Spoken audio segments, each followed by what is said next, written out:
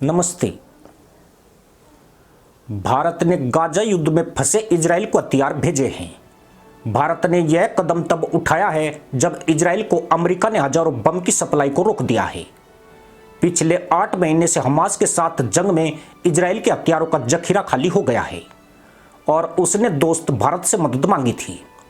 भारत ने इजराइल को हथियार भेजा भी है, लेकिन अब इसे स्पेन ने अपने बंदरगाह पर रुकने की इजाजत देने से मना कर दिया है। बताया जा रहा है कि इस व्यापारिक जहाज पर 27 टन विस्फोटक लदा हुआ है और इसे भारत से भेजा गया था। स्पेन के विदेश मंत्रालय ने डेनमार्क के झंडे वाले इस जहाज को अपने बंदरगाह पर रुकने की इजाजत देने से इनकार कर दिया है। उसने कहा है कि मध्य पूर्व को शांति की जरूरत है, न कि और ज्यादा हथियारों की। इस जहाज का नाम मरीन डेनिका है और उसने कार्टेगेना में रुकने की इजाजत मांगी थी। दरअसल यह जहाज भारत से इजराइल की यात्रा कर रहा है और इतनी लंबी यात्रा के दौरान उसे जरूरी सामान फिर से भरना है। डेनमार्क के झंडे वाला जहाज 27 टन विस्फोटक लेकर भारत के चेन्नई बंदरगाह से इजराइल के हाइफा बंदरगाह जा रहा था। बता दें कि चेन्नई भारत का वह प्रमुख बंदरगाह है जहां से भारत विस्फोटकों का निर्यात और आयात करता है।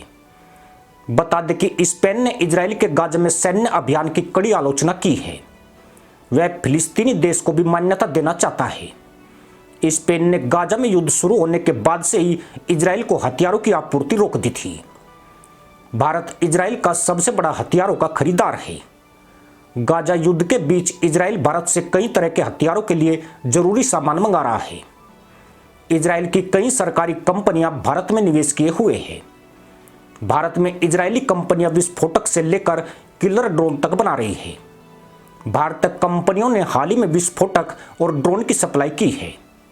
इजराइल को संकट की घड़ी में ठीक उसी तरह से भारत मदद कर रहा है जैसे कारगिल युद्ध के समय इजराइल ने भारत की खुलकर मदद की थी और गाइडेड बम की सप्लाई की थी। इन बमों की मदद से भारतीय सेना ने पाकिस्तानी सैनिकों के ठिकानों को तबाह किया था।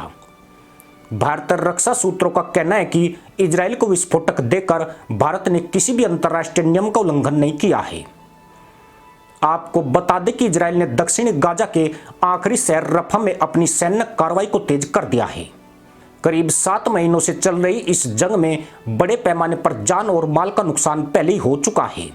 अब रफा में इजराइल के कंट्रोल के बाद रफा और करम शालोम क्रॉसिंग को बंद कर दिया गया है, जिसकी वजह से अस्पतालों में ईंधन जैसी जीवन रक्षक आपूर्ति सहित खाना दवाई सब बंद हो गई है।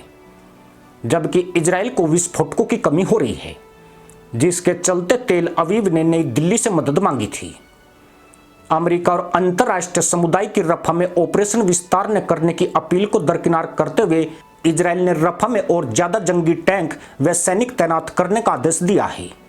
रफा में 1 हफ्ते से चल रही हमास और इजरायली सेना के बीच लड़ाई के बीच हजारों लोग यहां से भागकर सेंट्रल गाजा और खान यूनिस चले गए हैं। अब यह जंग आखिरी चरण में पहुंच चुकी है।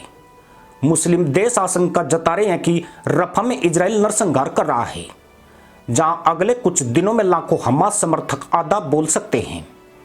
हमास के ऑपरेशन अल अक्सा फ्लड लॉन्च करने के बाद इजराइल ने 27 अक्टूबर को हमास को जड़ से खत्म करने के लिए गाजा में ग्राउंड इवेजन शुरू किया था। करीब 7 महीने बीत जाने के बाद भी हमास और इजराइल में जंग रुक नहीं पाई है। इस जंग की शुरुआत से 1129 इजरायली मारे गए हैं और 8730 घायल हुए हैं। वहीं गाजा में इजरायली हमलों में अब तक करीब 36,000 लोग मारे जा चुके हैं, जिनमें लगभग 15,000 बच्चे बताए जाते हैं। घायलों की बात करें तो गाजा हेल्थ मिनिस्ट्री के मुताबिक करीब 80,000 लोग घायल हुए हैं और 10,000 से ज़्यादा नागरिक लापता हैं। उधर वेस्ट बैंक में हुए प्रदर्शनों और इजरायली रेड में अब तक 502 लोग मारे गए हैं और करीब 5,000 घायल हुए हैं। इसी के साथ अनुमति दोस्तों, जय हिंद, वंदे मातरम।